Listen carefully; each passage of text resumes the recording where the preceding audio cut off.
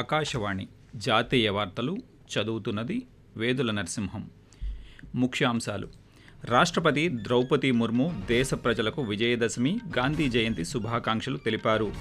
కేంద్ర ప్రభుత్వ ఉద్యోగులు, పింఛన్దారులకు కరువు భత్యాన్ని 3% పెంచుతూ కేబినెట్ నిర్ణయం తీసుకుంది. ప్రధానమంత్రి నరేంద్ర మోదీ న్యూఢిల్లీలో జరిగిన రాష్ట్రీయ స్వయం సేవక్ సంఘ్ ఆర్ఎస్ఎస్ శతాబ్ది ఉత్సవాల్లో పాల్గొన్నారు. ఆర్బీఐ 2025-26 ఆర్థిక సంవత్సరానికి జీడీపీ వృద్ధి అంచనాలను 6.5 నుంచి 6.8% సవరించింది. జీఎస్టీ పన్నుల తగ్గింపు రక్షణ రంగంలో కొనుగోళ్లపై ప్రత్యక్ష ప్రభావం చూపుతుందని కేంద్ర మంత్రి రాజ్నాథ్ సింగ్ పేర్కొన్నారు. వార్తల వివరాలు: రాష్ట్రపతి ద్రౌపది ముర్ము దేశ ప్రజలకు విజయదశమి, గాంధీ జయంతి శుభాకాంక్షలు తెలిపారు. జాతిపిత మహాత్మా గాంధీ 156వ జయంతి సందర్భంగా పౌరులందరి తరపున ఆయనకు నివాళులు అర్పిస్తున్నానని సామాజిక మాధ్యమం ఎక్స్లో పేర్కొన్నారు. శాంతి, సహనం, సత్యం అనే గాంధీజీ ఇచ్చిన సందేశం మొత్తం మానవాళికి ప్రేరణ అని అన్నారు. అంటరానితనం, నిరక్షరాస్యత, ఇతర సామాజిక దురాచారాలను నిర్మూలించడానికి ఆయన తన జీవితాన్ని అంకితం చేశారని రాష్ట్రపతి ఆ సందేశంలో పేర్కొన్నారు. కేంద్ర ప్రభుత్వ ఉద్యోగులు, పింఛన్దారులకు కరువు భత్యం 3% పెంచేందుకు మంత్రివర్గం ఆమోదం తెలిపింది. ఈ పెంపుదల ఈ ఏడాది జూలై 1 నుంచి అమల్లోకి రానుంది. ప్రధానమంత్రి నరేంద్ర మోదీ అధ్యక్షతన ఈరోజు న్యూఢిల్లీలో జరిగిన కేంద్ర మంత్రివర్గ సమావేశంలో పలు కీలక నిర్ణయాలు తీసుకున్నారు. కేంద్ర సమాచార ప్రసార శాఖ మంత్రి అశ్విని వైష్ణవ్ ఈ నిర్ణయాలను పాత్రికేయులకు వెల్లడించారు. కరువు భత్యం పెంపుతో సుమారు 49.2 లక్షల మంది ఉద్యోగులు, 68.7 లక్షల మంది పెన్షనర్లకు లబ్ధి పొందుతారని ఆయన ఈ సందర్భంగా తెలిపారు. అదేవిధంగా పప్పు ధాన్యాల దేశీయ ఉత్పత్తిని పెంచడానికి మిషన్ ఫర్ ఆత్మనిర్భరత ఇన్ పల్సెస్కు మంత్రివర్గం ఆమోదం తెలిపిందని అశ్విని వైష్ణవ్ వివరిస్తూ, 11,440 करोड़ रुपीस के आउटले के साथ आत्मनिर्भर बनना पल्सेस में ये एक नया मिशन चालू किया जा रहा है। 6 साल के इस मिशन में कई सारे नए इनिशिएटिव लिए जाएंगे। एरिया बढ़ाने का टारगेट है 275 से 310 लाख हेक्टेयर। प्रोडक्शन बढ़ाने का टारगेट है 242 लाख से 350 लाख मेट्रिक टन का, और यील्ड बढ़ाने का 881 से पर हेक्टेयर 1130 किलोग्राम यील्ड बढ़ाने का, यानी प्रोडक्टिविटी बढ़ाने का ऑब्जेक्टिव लिया गया है. రబీ మార్కెటింగ్ సీజన్ 2026-27 కోసం తప్పనిసరి పంటలన్నింటి కనీస మద్దతు ధరలను పెంచుతూ కేబినెట్ నిర్ణయం తీసుకుందన్నారు. గోధుమ, శనగ, పెసరపప్పు, ఆవాలు, సన్ఫ్లవర్ మద్దతు ధరలను పెంచగా ఇందులో అత్యధికంగా క్వింటాల్ సన్ఫ్లవర్కు 600 రూపాయలు, పెసరకు 300 రూపాయలకు పెంచిందని అశ్విని వైష్ణవ్ తెలియజేశారు. ప్రధానమంత్రి నరేంద్ర మోదీ న్యూఢిల్లీలో ఈరోజు జరిగిన రాష్ట్రీయ స్వయం సేవక్ సంఘ్ ఆర్ఎస్ఎస్ శతాబ్ది ఉత్సవాల్లో పాల్గొన్నారు. ఈ సందర్భంగా ఆర్ఎస్ఎస్ దేశానికి చేసిన కృషికి గుర్తింపుగా ప్రత్యేకంగా రూపొందించిన స్మారక తపాలా బిళ్లను, నాణాన్ని ప్రధానమంత్రి విడుదల చేశారు. అనంతరం సభను ఉద్దేశించి ప్రధానమంత్రి మాట్లాడుతూ, ఆర్ఎస్ఎస్ జాతి నిర్మాణం కోసం పనిచేస్తోందని, ఈ సంస్థలోని స్వచ్ఛంద సేవకులు పలు సంక్షోభ సమయాల్లో వివిధ కార్యకలాపాలలో చురుగ్గా పాల్గొన్నారని గుర్తు చేశారు. ఈ కార్యక్రమంలో కేంద్ర సాంస్కృతిక పర్యాటక శాఖ మంత్రి గజేంద్ర సింగ్ షెకావత్తో పాటు ఢిల్లీ ముఖ్యమంత్రి రేఖా గుప్తా కూడా పాల్గొన్నారు. Reserve bank of India RBI 2025-26 ఆర్థిక సంవత్సరానికి జీడీపీ వృద్ధి అంచనాలను 6.5 నుంచి 6.8% సవరించింది. ప్రస్తుత ఆర్థిక సంవత్సరానికి ద్రవ్యోల్బణం 2.6%గా ఉంటుందని అంచనా వేసింది. ఆర్బీఐ గవర్నర్ సంజయ్ మల్హోత్రా ఈరోజు ముంబైలో ప్రస్తుత ఆర్థిక సంవత్సరం 4వ ద్వైమాసిక విధానాన్ని ప్రకటించారు. ఈ సందర్భంగా మాట్లాడుతూ, అనుకూల పరిస్థితులు, తక్కువ ద్రవ్యోల్బణం, ద్రవ్య సడలింపు ద్వారా ఆర్థిక వృద్ధి అంచనా స్థిరంగా ఉందన్నారు.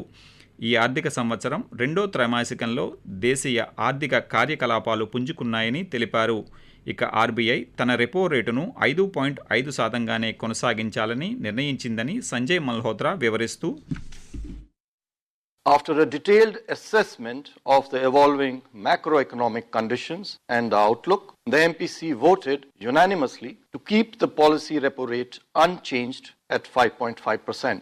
Consequently, the STF rate remains at 5.25%, while the MSF rate and the bank rate remain at 5.75%.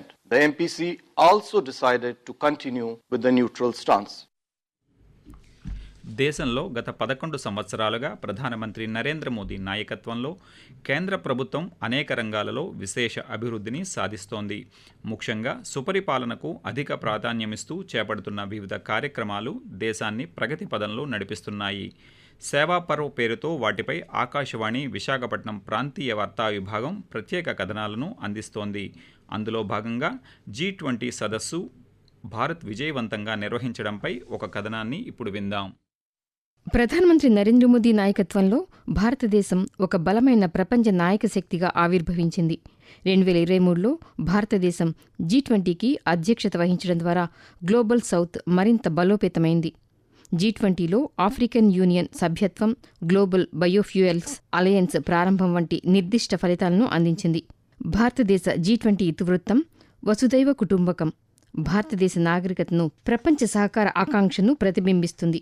సవాళ్లు ఉన్నప్పటికీ విధానపరమైన సమన్వయం, నమ్మకమైన వాణిజ్యం వంటి చర్యలపై దృష్టి సారించి 20 సభ్య దేశాలు ఏకాభిప్రాయాన్ని సాధించడంలో గొప్ప విజయం సాధించింది. G20లో శాశ్వత సభ్యుడిగా ఆఫ్రికన్ యూనియన్ను చేర్చడం ద్వారా ప్రపంచ జనాభాలో 80% మంది దీని పరిధిలోకి వచ్చారు. భారత G20 అధ్యక్ష పదవి చిన్న దేశాలకు స్వరం అందించిందని, వారి సమిష్టి ప్రాతినిధ్యం వహించడానికి అపారమైన వేదికగా మారిందని ప్రధానమంత్రి నరేంద్ర మోదీ అన్నారు. भारत ने G20 शिखर सम्मेलन का सफल आयोजन किया. सफल G20 140 करोड़ भारतीयों के परिश्रम का परिणाम है. G20 की एक और बड़ी सफलता रही है. जिन छोटे छोटे देशों की आवाज वैश्विक मंचों तक नहीं पहुंच पाती थी, उनको पहली बार G20 में इतनी बड़ी भागीदारी मिली है. जो वंचित है उसे वरीयता देना, यही आज के भारत की प्राथमिकता है. భారత G20 అధ్యక్ష పదవి గ్లోబల్ సౌత్కు స్వరం ఇవ్వడమే కాకుండా దేశవ్యాప్తంగా సమావేశాలను నిర్వహించడం ద్వారా భారత సాంస్కృతిక వారసత్వం ప్రపంచానికి ప్రదర్శితమైంది. చారిత్రాత్మక ప్రదేశాలలో జరిగిన ఈ కార్యక్రమాలు భారతదేశపు విభిన్న సంప్రదాయాలు, కళాత్మక వారసత్వాన్ని చాటి చెప్పడంతో పాటు సంస్కృతి, ఆర్థిక వృద్ధి రెండింటిలోనూ భారత ప్రపంచ గుర్తింపును బలోపేతం చేశాయి. GST పన్నుల తగ్గింపు రక్షణ రంగంలో కొనుగోళ్లపై ప్రత్యక్ష ప్రభావం చూపుతుందని రక్షణ మంత్రి రాజ్నాథ్ సింగ్ పేర్కొన్నారు. న్యూఢిల్లీలో ఈరోజు జరిగిన 2025 రక్షణ ఖాతా విభాగ దినోత్సవంలో ఆయన పాల్గొని ప్రసంగించారు. GST పన్నుల హేతుబద్ధీకరణ ఆయన ఒక ప్రగతిశీల దశగా అభివర్ణించారు. దేశ రక్షణ రంగంలో పరిశోధన, అభివృద్ధి ఆధారిత సాంకేతికతలను ప్రోత్సహించేందుకు ఒక సృజనాత్మక ఎకోసిస్టమ్ అవసరమన్నారు. రక్షణ రంగం బడ్జెట్ సంరక్షకుడిగా అకౌంట్స్ విభాగం పరిశోధనలను సులభతరం చేయడంలో కీలక పాత్ర పోషిస్తుందని పేర్కొన్నారు. GST తగ్గింపుతో రక్షణ రంగంలో మరిన్ని కొనుగోళ్లు సాధ్యమవుతాయని రాజ్నాథ్ సింగ్ విశ్వాసం వ్యక్తం చేస్తూ GST रेट को इम्प्रोवाइज किया है, उसमें रिवीजन किया है, जिसका प्रोक्योरमेंट पर भी डायरेक्ट इम्पैक्ट पड़ना तय है. चीजों के रेट्स कम होने से अधिक प्रोक्योरमेंट संभव हो सकेगा. और आप लोग सभी सर्विसेज और एक्विजिशन विंग के साथ मिलकर यह इंश्योर करिए कि इस रिफॉर्म के बाद जो भी एक्स्ट्रा राशि हमारे पास बचती है उसका अधिक से अधिक यूटिलाइजेशन आप लोग कर सकें. ఈశాన్య భారతదేశంలో రానున్న 3 రోజుల పాటు భారీ వర్షపాతం నమోదయ్యే అవకాశం ఉందని భారత వాతావరణ విభాగం IMD తెలిపింది. అదేవిధంగా ఛత్తీస్గఢ్, కోస్తాంధ్ర, సౌరాష్ట్ర, కచ్ ప్రాంతాల్లో రాబోయే 2 రోజులు భారీ వర్షాలు కురుస్తాయని అంచనా వేసింది.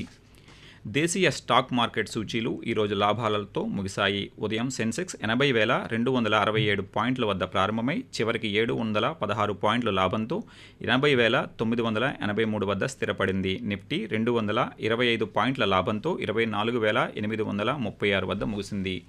జాతీయ వార్తలు ముగించే ముందు ముఖ్యాంశాలు మరోసారి. రాష్ట్రపతి ద్రౌపది ముర్ము దేశ ప్రజలకు విజయదశమి, గాంధీ జయంతి శుభాకాంక్షలు తెలిపారు. కేంద్ర ప్రభుత్వ ఉద్యోగులకు, పింఛన్దారులకు కరువు భత్యాన్ని 3% పెంచుతూ కేబినెట్ నిర్ణయం తీసుకుంది.